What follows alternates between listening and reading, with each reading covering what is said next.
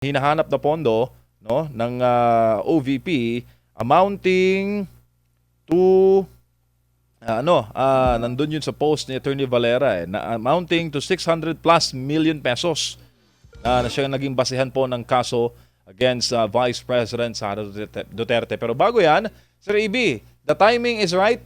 Everything is about timing. Kamusta ang timing dito sa mga pagsasampa ng kaso kay Vice President Sara Duterte? Hindi naman masyadong halata, no? Hindi masyado. Hindi masyado. Hindi masyadong hindi nahalata. Again, no, sabi nga nila, yung may kasabihan na timing is everything. At ito po ay nakikita natin na part again of the, yung mga distraction of the real issues that is confronting the nation. Diyan sa corruption sa DPWH, lalo-lalo na sa flood control projects, kung saan ang talagang napakalaki na issue ay nasa Malacanang doorsteps na talaga. The President, Bongbong Marcos, the first family has been implicated by no less than the former chair of the Appropriations Committee doon sa 19th Congress na si Zaldico, and the very explosive admission of Senator Amy Marcos that her brother, the President, and including the First Lady, and Sandro Marcos, are into the use of the illegal substance, no? So ito po ay talagang part of that smoke screen, and ang pinaka-ultimate din ito na goal na gusto nilang makamit para mawala itong si VP Sara Duterte doon sa 2028 presidential elections, no? So dalawang hitting two birds in one stone, kumbaga, MJ, no, ang ginagawa nila. Lalong-lalo na yung kanilang naratibo doon sa pagiging kaalyado natin sa Amerika ay medyo humihina na dahil nga sa panibagong mga pangyayari sa mundo ay tila baga nag-iba ang approach nitong si President Donald Trump doon sa panibagong national security strategy, no? Kung saan parang nag-pullback sila at sinasabi na nila ngayon na hindi na muna nila aawayin ang China at sila'y makipag-cooperate pa. Ibig sabihin, yung ating posturing dito sa South China Sea na ginagamit rin nila para idiin itong mga Duterte ay medyo humina na rin. So, para bang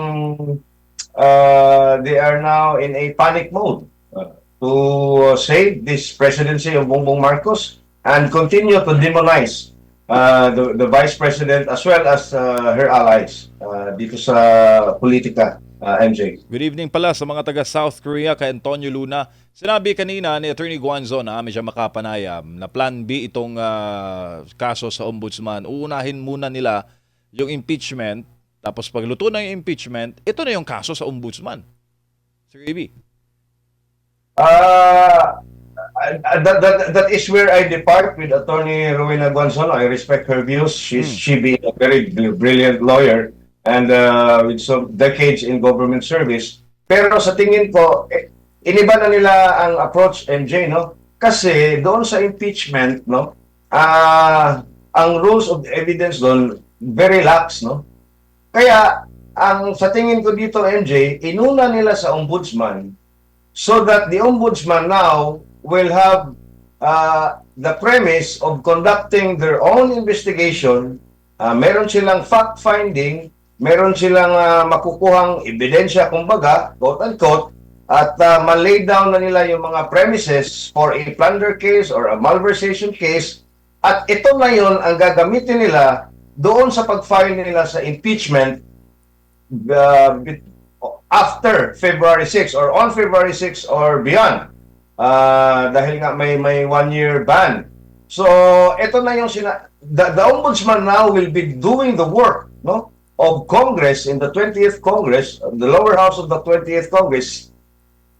Inako na ng ombudsman ang trabaho nila. And in fact, I would even argue dahil sa dami ng mga dokumento na dinala nila na halos mapuno na nga yung isang L300 van, ibig sabihin, planchado na yung kanilang kaso, planchado na yung lahat ng mga aligasyon, akusasyon, mga ebidensya kumbaga, no? Para na i-prepare na lahat and then ibabalidate ng ombudsman at ngayon gagamitin nila ang resulta ng investigasyon ng ombudsman at sasabihin nila, ito mas mabigat ito dahil finding na ito ng ombudsman.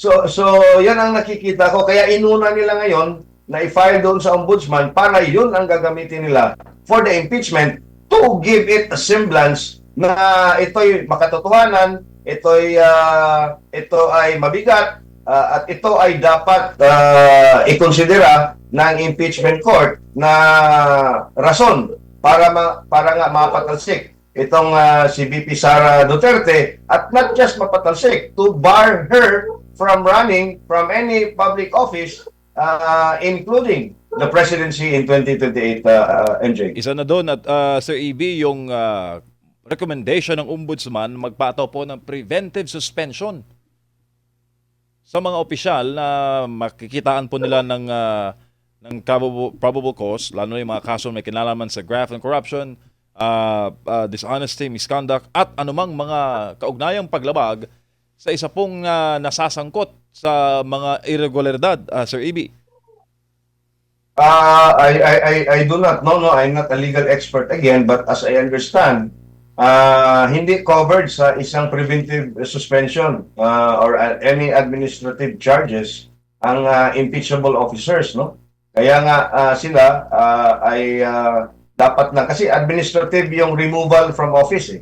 So, administrative yan. So, meaning to say, yung impeachable official, no, tulad ng presidente, vice-presidente, at saka yung mga members ng constitutional bodies like the Ombudsman, COA, at COMELEC, ay pwede lang silang ma-impeach para matanggal sa kanilang pwesto. I do not know and I haven't heard or read any jurisprudence or any precedents na mayroong isang vice president na nasuspend, no, preventively by the ombudsman dahil nga sa kinokonduct na isang preliminary investigation, no?